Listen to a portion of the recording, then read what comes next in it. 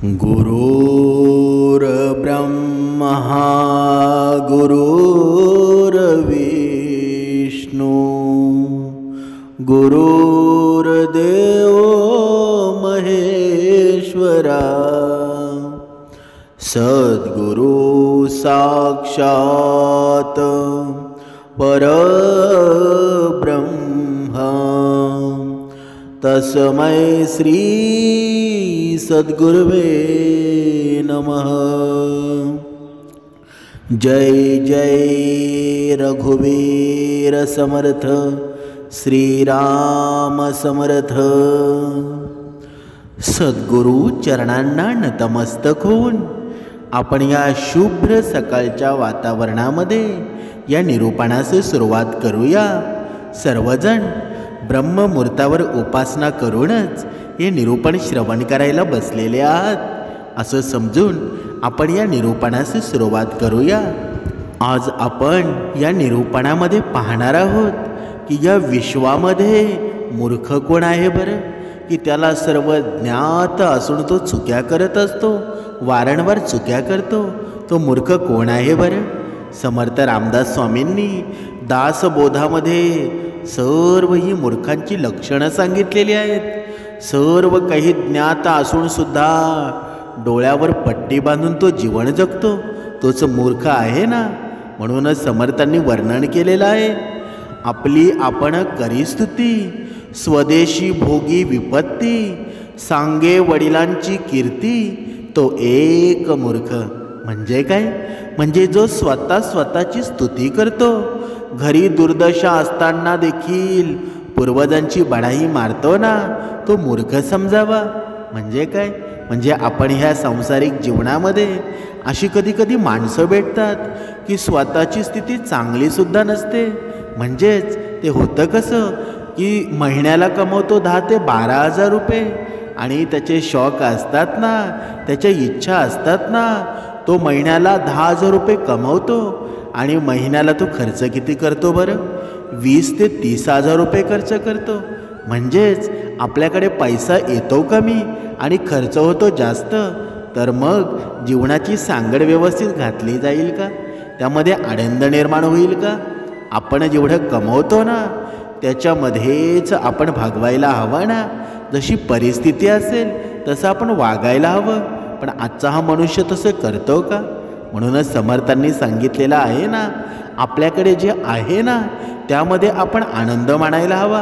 पण आपण दुसऱ्याकडे बघतो की त्याच्याकडे गाडी आहे, बंगला आहे, पण तो का आहे याचा आपण कधी विचार करतो का? तो पैसा किती कमवतो हे सुद्धा आपण विचार करत नाही। पण आपण 10 ते 12 हजाराच्या पगारावर आपण गाडी घ्यायला बघतो आणि जेव्हा गाडी घेतो ना तेव्हा अजून कर्ज आपल्यावर निर्माण होत जातं। ते एवढं कर्ज निर्माण होतं की एक दिवस हा मनुष्य आहे ना आत्महत्येला प्रवृत्त होतो।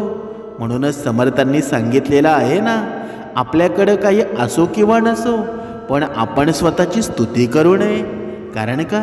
जो स्वतःची स्तुती करतो ना तो अधोगतीला प्राप्त होत असतो आणि हे अधोगतीला आपण जाणार असो ना तर नक्कीच तुम्ही स्तुती करायला हवी।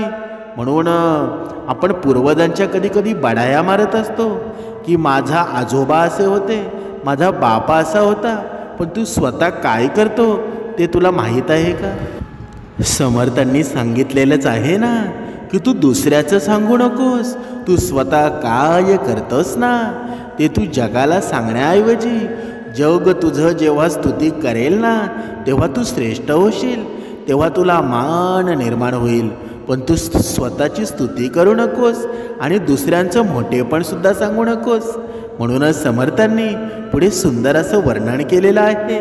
दासबोधामध्ये सांगितलेलं आहे, आपणास जेथे मान तेथे अखंड करी गमन, रक्षुनेने मानाभिमान, तो एक मूर्ख।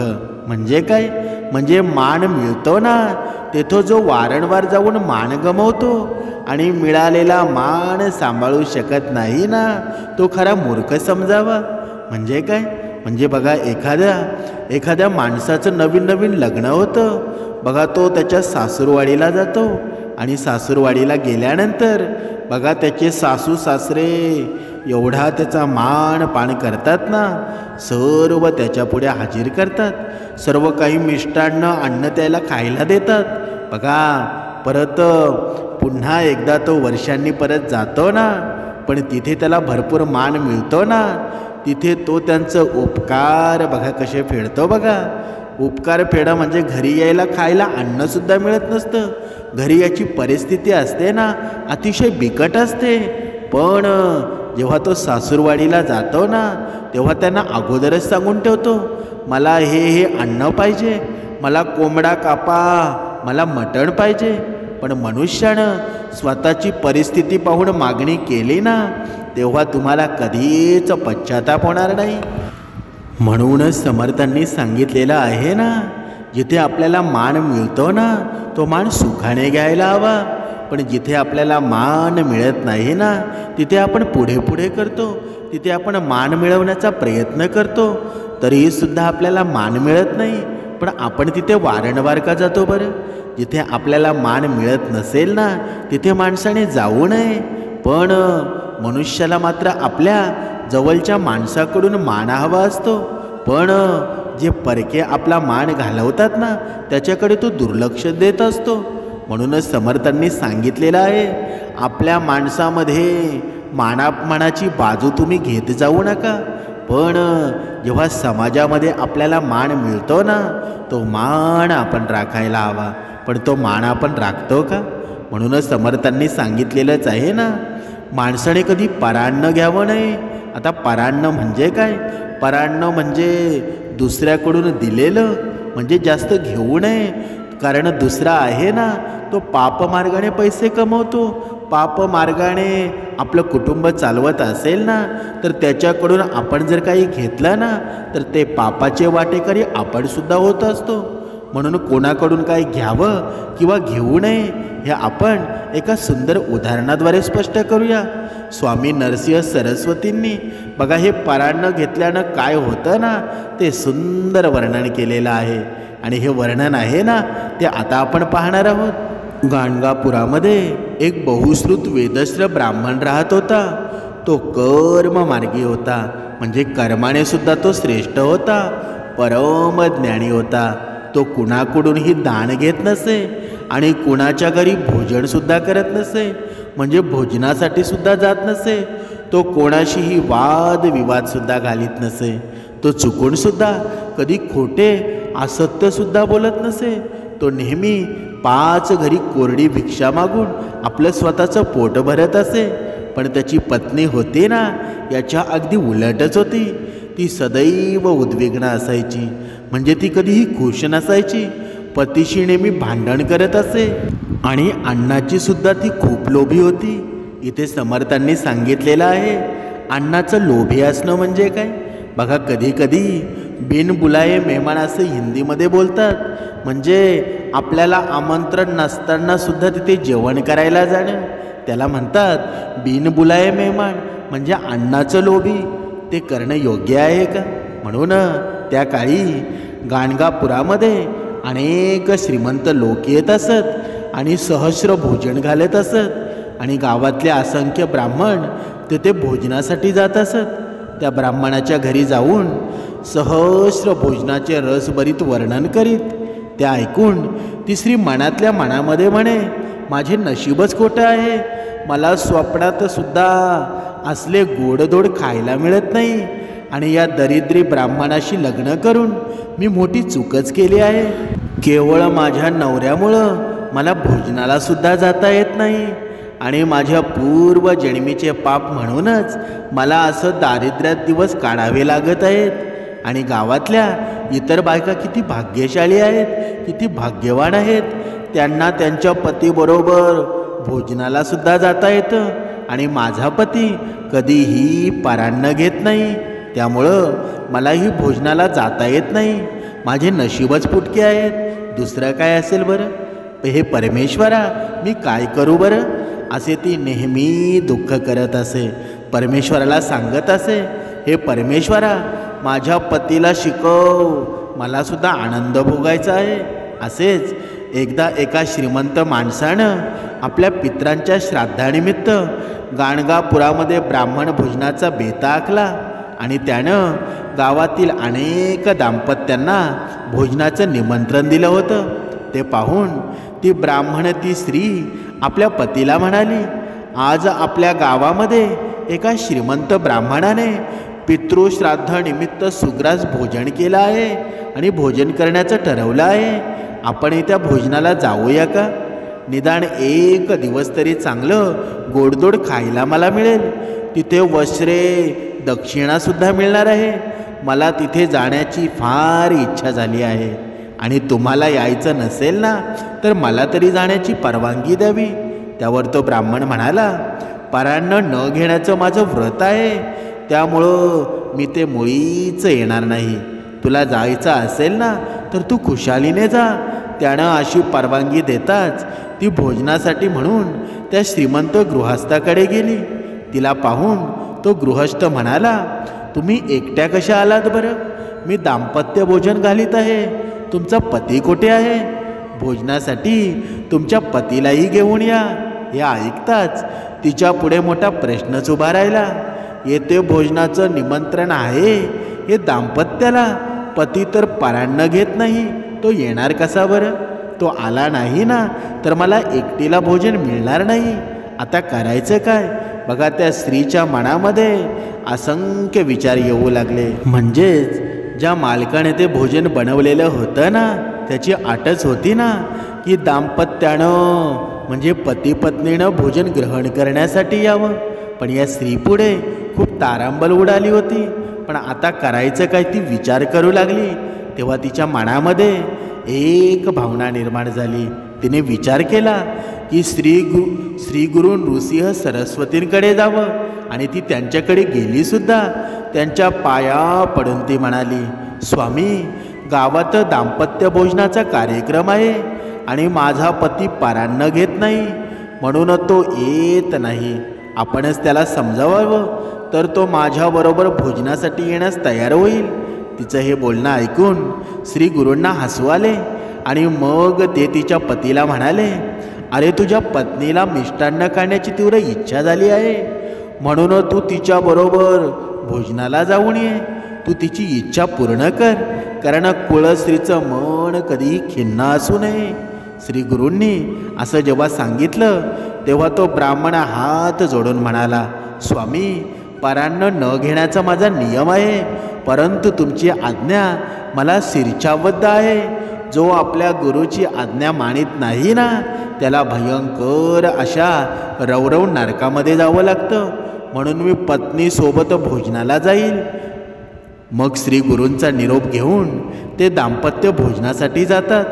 आज आपणास स्वादिष्ट भोजन मिळणार या विचारानं त्या ब्राह्मण स्त्रीला मोठा आनंद होतो. ती दोघे पानांवर बसतात आणि वाढणं सुरू होतं. भोजनाला सुरुवात झाली त्यावेळी त्या ब्राह्मण स्त्रीला एक विलक्षण आणि अशुभ दृश्य दिसलं. आपल्या पानातील अन्न डुकरं खात आहेत, आपल्या पानातील अन्न कुत्री खात आहेत. हे दृश्य पाहून घाबरलेली ती स्त्री एकदम पानावरून उठली. पानावरून म्हणजे जेवणावरून उठली आणि भोजन करत असलेल्या इतर ब्राह्मणांना आपल्या पतीला आपण काय पाहिलं ते सांगू लागली. मग ती आपल्या पतीसह परत घरी येते आणि ती पतीला म्हणाली, तुम्ही कुत्र्यानं आणि डुकरानं उष्ट केलेलं अन्न खाल्लत असं मला दिसलं. मला याबद्दल क्षमा करा. तुम्ही नको नको म्हणत असताना सुद्धा मी तुम्हाला भोजनाचा आग्रह केला. माझं चुकलं ना? हे ऐकून त्या ब्राह्मणाला अतिशय राग येतो आणि तो दुःखाने म्हणतो, माझं दुर्दैव म्हणून तुझ्याबरोबर मी भोजनाला आलो. माझा नेम तर मोडलाच, पण शिवाय कुत्र्यानं आणि डुकरानं तोंड लावलेलं अन्न आहे ना ते मला खावं लागलं. त्यानंतर तो ब्राह्मण पत्नीसह श्री गुरूंच्याकडे आला आणि दोघांनी श्री गुरूंना भक्तिभावाने नमस्कार करतात. तेव्हा श्री गुरु हसत हसत त्या ब्राह्मण पत्नीला म्हणाले, काय परान्नाचं सुख कसं वाटलं बरं? बघा, जेव्हा भगवंत प्रत्येक भक्ताची परीक्षा घेत असतो ना, बघा, भगवंत पैसासुद्धा देतो आणि त्या पैशाचं काय करावं, कसं नियोजन करावं हे भक्तांनी ठरवायला हवं ना. बघा तेव्हा ही अवस्था अशी झाली की जेव्हा ब्राह्मणाच्या श्री गुरु हसत हसत म्हणाले, ब्राह्मण पत्नीला म्हणाले की परांनाचं सुख कसं वाटलं बरं, जेवण व्यवस्थित होतं ना, परान्न घेत नाही म्हणून तू सदैव आपल्या पतीला नावे ठेवत होतीस, आता तुझी इच्छा पूर्ण झाली का.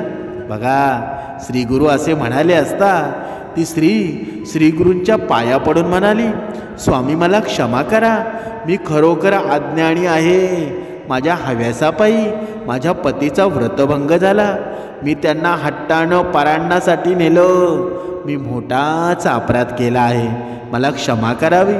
मग तो ब्राह्मण श्री गुरूंच्या पाया पडून म्हणाला, या माझ्या पत्नीमुळं माझा नेम मोडला, ही माझी पत्नी नाही, ही माझ्यासाठी वैरिणी आहे, हिच्यामुळं माझ्या हातून नेम मोडण्याचं पाप मला घडलं, आता मी काय करू बरं. त्यावर श्री गुरु हसून म्हणाले, चिंता करू नकोस, तू तुझ्या पत्नीची परांनाची वासना पुरवलेली आहेस, आता तिचे मन तृप्त झालं आहे, आता तिचे मन तृप्त झालं आहे, आता ती पुन्हा कधीही परांनाची इच्छा करणार नाही. शिवाय तू तिकडे भोजनासाठी गेलास ना, तो आमच्या आज्ञेनं, त्यामुळं तुला कसलाही दोष लागणार नाही. आता मी तुला आणखी एक गोष्ट सांगतो, ती नक्की ऐक. जर एखाद्या ब्राह्मणाला श्राद्ध कर्माच्या वेळी योग्य ब्राह्मण मिळाला नाही ना, त्याचं ब्राह्मणाअभावी कार्य आढळून राहिलं, तर तू त्याच्याकडे भोजनाला जावंस, त्यामुळं तुझ्या हातातून धर्म कार्य घडेल. पण अशा वेळी तू गेला नाहीस ना, तर त्याचा तुला शापसुद्धा लागेल. म्हणून श्रीगुरूंनी असं सांगितलं. त्यावेळी ब्राह्मणाने श्रीगुरूंना साष्टांग नमस्कार घातला आणि कोणाकडे अन्न घ्यावं आणि कोणाकडे भोजनात जाऊ नये असं सुद्धा त्यांनी विचारलं. तेव्हा श्री गुरूंनी सांगितलं की आपले गुरु, आपले शिष्य, वैदिक ब्राह्मण, आपले मामा असू द्या, आपले सासरे असू द्या, सक्का भाऊ, सज्जन मनुष्य यांच्याकडे भोजन केल्यास ना कोणताही दोष लागत नाही. एखादा ब्राह्मणाविना आडला ना, तर त्याच्या घरी भोजन घ्यावं, त्यावेळी गायत्री मंत्र जप करावा, म्हणजे कोणताही दोष लागणार नाही. आता अन्न वर्ज्य करण्याची घरे सांगतो, त्याचे सविस्तर विवेचन स्मृतिचंद्रिकेतसुद्धा केलं आहे, ते खूप मोठं आहे. ते आता सारांश रूपाने आपण पाहूया.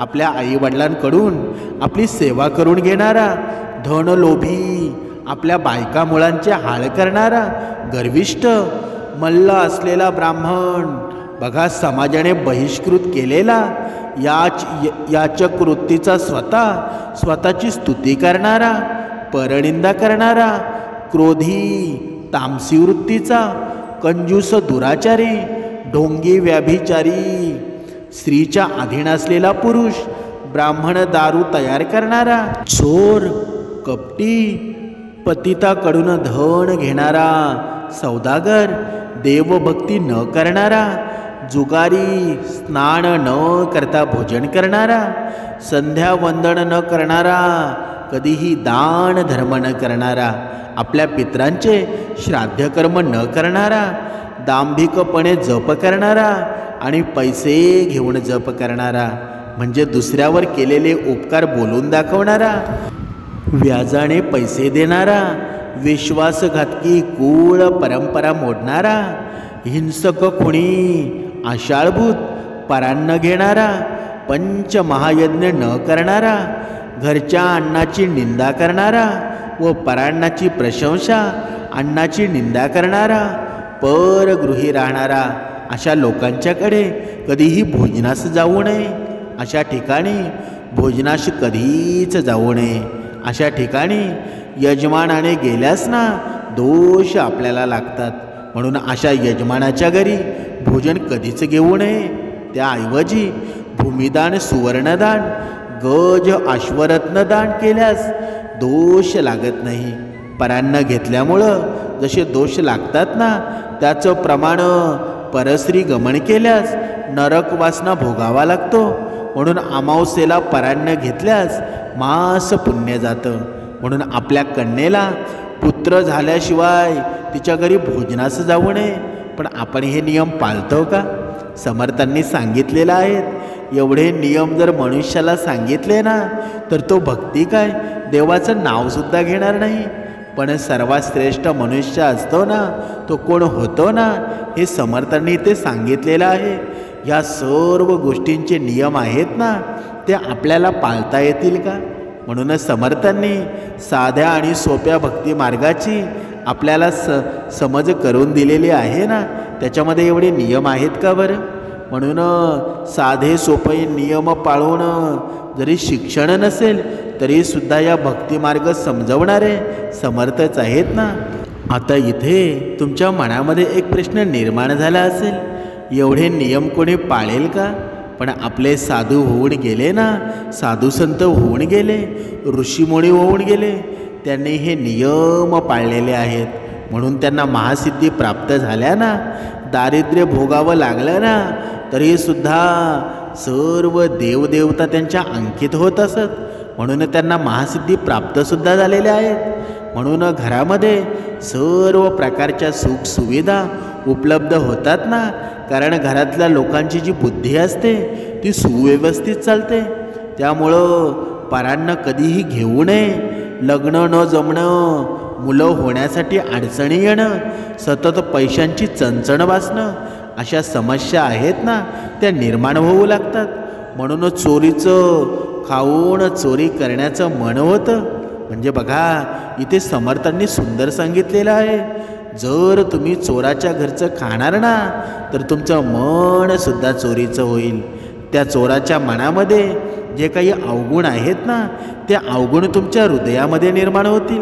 म्हणून कधी अन्न खाताना विचार करून खावं. आपण एका उदाहरणाद्वारे स्पष्ट करूया.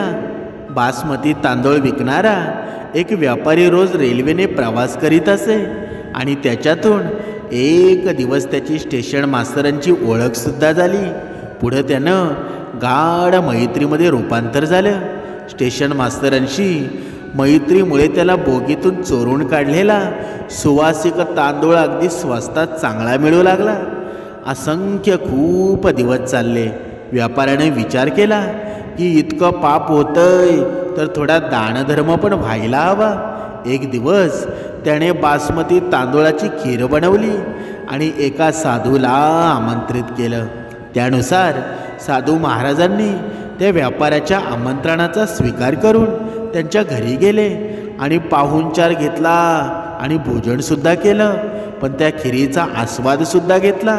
दुपारची वेळ होती आणि व्यापारी म्हणाला, महाराज थोडा वेळ इथे आराम करा, ऊन कमी झालं ना तर नक्कीच तुम्ही निघून जावा. साधू महाराजांनी ते ऐकलंसुद्धा. ते आराम करत असलेल्या बेडमध्ये लपून व्यापाऱ्याने खूप मोठ्या रकमेच्या त्या नोटांची बंडल ठेवलेली होती. साधू महाराजांनी त्या बेडवर आरामसुद्धा केला. त्या नोटांची त्यांना चाहूल लागतात. इतक्या बंडलांपैकी 2-4 बंडल झोळीत घातले ना तर काय फरक पडणार आहे का? त्या व्यापाऱ्याला तरी काय समजणारसुद्धा नाही. असा विचार करून त्यांनी 3-4 बंडल झोळीत घातली. संध्याकाळी व्यापाऱ्याला आशीर्वाद देऊन साधू महाराज निघून जातात. आणि दुसऱ्या दिवशी व्यापारी त्या नोटा मोजायलाच बसल्यावर त्याच्या लक्षात आलं की पैसे कमी झालेले आहेत. व्यापारी विचार करू लागला की महाराज कसे चोरी करतील बरं? मी महाराजांना एवढ्या भावनेने बोलवलं होतं. महाराज चोरी करणं शक्य नाही. व्यापाऱ्यानं नोकरांची पिटाई चालू केली. इतक्यात साधू महाराज तिथे पोचले. आपल्या झोळीतून नोटांची बंडल काढून व्यापाऱ्याला देत म्हणाले, नोकरांना मारू नका, मी पैसे स्वतः घेऊन गेलो होतो. व्यापारी म्हणाला, महाराज तुम्ही कसे पैसे चोराल बरं? माझा तुमच्यावर पूर्ण विश्वास आहे. तुम्ही कधीच पैसे चोरू शकत नाही. इथे नोकरांकडे चौकशी सुरू केल्यानंतर भीतीने त्यांच्यापैकी कुणीतरी तुम्हाला ते पैसे दिले असतील आणि नोकराला वाचवण्यासाठी तुम्ही असं बोलत असाल तर? साधू महाराज म्हणाले, हा दयाळूपणा आहे ना, तो अजिबात नाही. खरंच मी मोहापायी पैसे चोरले होते आणि साधू महाराज म्हणाले, शेठ तुम्ही खरं सांगा, काल तुम्ही ती खीर का आणि कशाची बनवलेली होती? व्यापाऱ्यानं सर्व खरी हकीकत त्यांना सांगितली. साधू महाराज म्हणाले, चोरीच्या तांदळाची खीर खाल्ल्यामुळं माझ्या मनात पण चोरीची भावना निर्माण झाली आणि सकाळी जेव्हा पोट मोकळं झालं ना, तेव्हा माझी बुद्धी पुन्हा जागेवर आली आणि माझ्याकडून किती मोठी चूक झाली ना त्याची मला जाणीवसुद्धा झाली. माझ्यामुळं बिचाऱ्या नोकरांना त्रास झाला असेल म्हणून तुमचे पैसे परत करायला आलो. म्हणून समर्थांनी सांगितलेलं आहे ना, या पूर्ण कथेचं तात्पर्य काय? जसं अन्न खाऊ ना तसं मनसुद्धा माणसाचं होऊन जातं. जसं पाणी पिऊ ना तशी माणसाची वाणीसुद्धा होते. जशी शुद्ध तशी बुद्धी असते ना, म्हणजे जसे विचार असतील तसा संसार होऊन जातो. म्हणून माणसाचे विचार आहेत ना ते शुद्ध असावं, मन निर्मळ असावं. तुम्हाला या विश्वामध्ये कधीच हार येणार नाही. ज्याचं मन निर्मळ आहे ना, त्याच्या वाणीमध्ये अमृतासारखी गोडी आहे ना, त्याच्या जीवनामध्ये त्याचा संसार सुखाचाच होणार. किती जरी दुःख त्याच्या समोर आले ना तरी त्या दुःखांना सुख कधीच पुढे जाऊन देणार नाही, सुखच पुढे जाणार. म्हणून समर्थांनी सांगितलंच आहे ना, माणसाची संगत असते ना ती मनुष्याला पुढचं पाऊल कसं टाकायचं हे सांगत असते. म्हणून प्रत्येक आईवडिलांनी जेव्हा आपली मुलं शाळेमध्ये जातात, आपली मुलं कॉलेजला जातात ना, आपल्या मुलांची संगत कोणासोबत आहे, त्यांचं कोणासोबत बसणं उठणं आहे हे प्रत्येक आईवडिलांनी पाहायला हवं. पण या कलियुगाचा जर विचार केला ना, आईवडिलांना तेवढा वेळ आहे का? जो पैसा कमवत आहेत ना ते कोणासाठी कमवत आहेत हा सुद्धा प्रत्येक मनुष्याने विचार केला पाहिजे. आपण म्हणतो मला वेळ नाही, माझी कामं अर्धंगी राहतील, पण या माणसाचं जीवन कशासाठी आहे ना, जोपर्यंत आपल्याला जाणीव होत नाही ना तोपर्यंत आपल्या जीवनामध्ये खरी भक्ती कधीच घडणार नाही. समर्थांनी सांगितलेलंच आहे ना, मनुष्याच्या जीवनामध्ये एवढा 2-3 पिढ्या पुरेल एवढा पैसा असूनसुद्धा मनुष्य 1-2 रुपयांसाठी भांडणं करतो ना, तर तो भक्तिमार्गामध्ये त्याचं मन लागेल का? कधीच लागणार नाही. आणि जो भिकारी असतो तो भिकारी भीक मागण्यासाठी भगवंताचं नामस्मरण घेतो, म्हणजे तो एक वेळेला भिकारी परवडला, पण तुझ्यासारखा श्रीमंत भिकारी नको. म्हणून आपण पाहिलं असेल की मनुष्यानं बघा, आपल्यातलं जेव्हा आपण जेवण करत असू ना तेव्हा समोरच्याला आपल्या जेवणातले 2 घास खाऊ घालावं, आपण अन्नदान करावं. आपण पाणी पित असेल आपल्या तांब्या त्याला पाणी पिण्यासाठी द्यावा. म्हणजे तुमची जर बुद्धी शुद्ध असेल ना तर तुमचं सर्व काही व्यवस्थित होतील. जसे तुम्ही विचार कराल तसे तुम्ही वागायला सुरुवात कराल, म्हणजे तुमचं मन स्थिर होईल. आणि जेव्हा हे मन स्थिर होईल ना तेव्हा तुम्हाला सर्व सुखाचा आनंदसुद्धा घेता येईल. तुमच्याकडे धनसुद्धा असेल, पैसासुद्धा असेल, पण तुम्ही गर्विष्ठ कधी होऊ शकत नाही. कारण का? कारण जेव्हा समर्थ विचारांचा या मनावर या बुद्धीवर पगडा झालेला असेल. म्हणूनच समर्थांनी सांगितलेलंच आहे ना, आयुष्यामध्ये काही करता नाही आलं तरी चालेल, भगवंताचं चिंतन करा, दुसऱ्याच्या सुखामध्ये सुख निर्माण करा, दुसऱ्याला कधीच त्रास देऊ नका, दुसऱ्याला कधीच धोका देऊ नका. कारण हा कलियुग आहे ना, या कलियुगातच आपल्याला हे फेडावं लागणार आहे. म्हणून आपण जेव्हा दुसऱ्याला दुःख देतो ना, दुसऱ्याकडे एक बोट दाखवतो, तेव्हा उरलेली बोटं आपल्याकडे असतात. म्हणून दुसरं काय खातो ना त्याच्याकडे तुम्ही लक्ष देत बसू नका. तुमच्या जीवनामध्ये भक्ती कशी करता येईल, परमेश्वराला कसं जवळ करता येईल याचा तुम्ही विचार करा. पण मनुष्य मात्र दुसऱ्याचा विचार जास्त करतो. त्याला सुख आहे ना, मग ते मला का नाही, त्याला दुःख आहे ते तुलासुद्धा दुःख येईल असं तू विचार करतो का? म्हणजे दुःख जेव्हा आलं ना तेव्हा तो स्वतःला दुःख घ्यायला पाहत नाही. तो असं म्हणतो की दुसऱ्याला दुःख दे आणि मलाच तू सुख दे. असं होईल का? जो सर्व गुण संपन्न असतो ना, सर्वांचा विचार करून या संसारामध्ये जगतो ना, तोच खरा मनुष्य आहे. आणि भगवंताने सुद्धा सांगितलेला आहे ना, दुसऱ्याच्या सुखामध्ये आनंद निर्माण करणारा तो मनुष्य भगवंताला प्रिय आहे. आपण तसे आहोत का? जर तुम्ही नसाल ना, तर तसा होण्याचा प्रयत्न करा. आणि हा दिवाळीचा दिवस आहे ना, हे दिवाळीचे दिवस आता झालेले आहेत आणि हा संकल्पसुद्धा तुम्ही केलेला आहे. आणि हा संकल्प तुम्ही कधीच विसरू नका. बघा, तुम्ही जीवनामध्ये ट्राय करत नाही ना, तुम्ही संयम बाळगत नाही, तोपर्यंत तुमचे जीवनामध्ये तुम्ही स्वप्न निर्माण केलेली आहेत, ती स्वप्न पाहिलेली आहेत, ती पूर्णसुद्धा होणार नाही. म्हणून जीवनामध्ये संयम बाळगा. जोपर्यंत तुमच्या या हृदयामध्ये, या मनामध्ये संयम आहे ना, तोपर्यंत तुम्हाला कोणी हरवू शकत नाही. म्हणून जेव्हा वेळ काळ येते ना, तेव्हा सर्व काही तुमच्या बाजूने होईल. भगवंतावर विश्वास ठेवा, तुम्हाला प्रचितीसुद्धा येईल. भक्ती मार्गामध्ये राहा, 2 वेळची उपासना करा. योग्य वेळ येईल ना, तेव्हा सर्व काही मिळून जाईल. तुम्ही जी ठरवलेली स्वप्न आहेत, तुम्हाला जे हवं आहे ना, त्यापेक्षा कितीतरी पटीने भगवंत तुम्हाला देणार आहे. म्हणून चिंता करू नका, काळजी करू नका. जे घडेल ना, ते भगवंताला मान्य असेल आणि तुम्हालाही मान्यच करावं लागेल. म्हणून उपासना 2 वेळची करा, तुमच्या जीवनामध्ये सुखच निर्माण होईल. जय जय रघुवीर समर्थ.